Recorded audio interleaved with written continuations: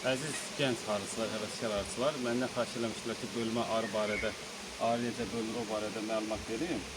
Və qeyd edim ki, bu bölmənin bir neçə növü var ümumiyyətlə. Bir növü budur ki, bir arı ailəsini bölürsən 3 yerə. Hal-hazırda bax bu arı ailəsi 3 yerə bölmüşük. Burada ramkaların sayından asılıdır. 3 yerə və ya 4 yerə bölünür. Bax bu gördüyünüz bu kutu ana buradadır. Digərləri isə anasız arılardır, bölmələrdir. Ananı bura qoyduğumuza görə bura heç bir belə deyək də üstü bağlı ramkalı çərçivələr qoymuyoruz. Bura sadəcə toxumlar olan və boş ramkaları qoymuşuq, ballı ramkalar qoymuşuq və gələcəkdə bir dənə xam qoymuşuq. Yəni yemləyib buranı burada toxuma işləri bu gedir, öz qaydasında gedir. Üstündə iş aparlası olan bax bu bölmələrdə olur ki, ananı biz dünən vermişdik bura, qəfəsdə vermişdik, qəfəsdə. İndi isə onu qəfəsdən çıxartmışıq, bax bu qaydada.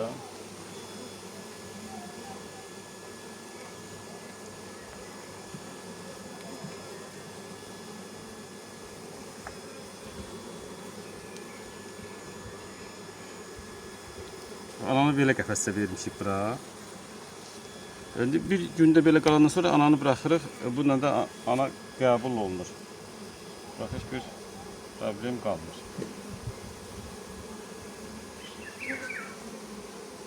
Belə də fazla verirsən də yanımsa.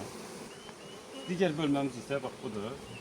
Burada isə hər qutudan 2 dənə götürmüşük. Demək, qutunu açırsan, ananı əvvəlcə tapırsan, ananı qoyursan kənara və ondan sonra üstü bağlı ramkalardan istədiyin say qədər.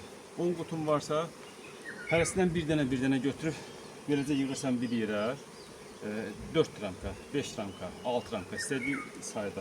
Amma biz hal-hazırda bu qutunu 2 ramka bundan götürmüşük, 2 ramka bu qutudan götürmüşük, hərəsindən 2 götürüb, 3-cü bir yeşiyə qoymuşuq. Demək, arılarda belə bir xüsusiyyət var ki, əgər onları götürüb, mən bu bölməni götürüb, o bölmənin içine qoysam, qırğına gedir. Amma o bölmədən də götürsəm, bu bölmədən də götürsəm və 3-cü bir qutuya qoysam, onda heç bir qırğına getmirlər. Yəni, hər ikisi özünü orada yeni hesab eləyir, ona görə uyğunlaşırlar. Amma bir ramkanı digər bir qutunun içine versək, orada əlbəttə ki, arı qırğınına yol vermiş oluşuq, o da yol verilməzdir. Belə bölməni eləyirik, bu qaydada qəfəsdə veririk əvvəlcə. Qəfəsdə. Bir gün, 2 gün sonra, indi risk olmasın denən birinci gördüyünüz o setkanın içine bırakıram. Ondan sonra bir neçə gündə elə qalır. Sonra da bıraxıb yoxlayıram və risksiz ana qəbul olur. Yəni ölüm halı olmur. Belə də bıraxmaq olar. Bəzi arıçılar göstərdilər, yəni bu formada bölməni ilə birbaşa bıraxırlar.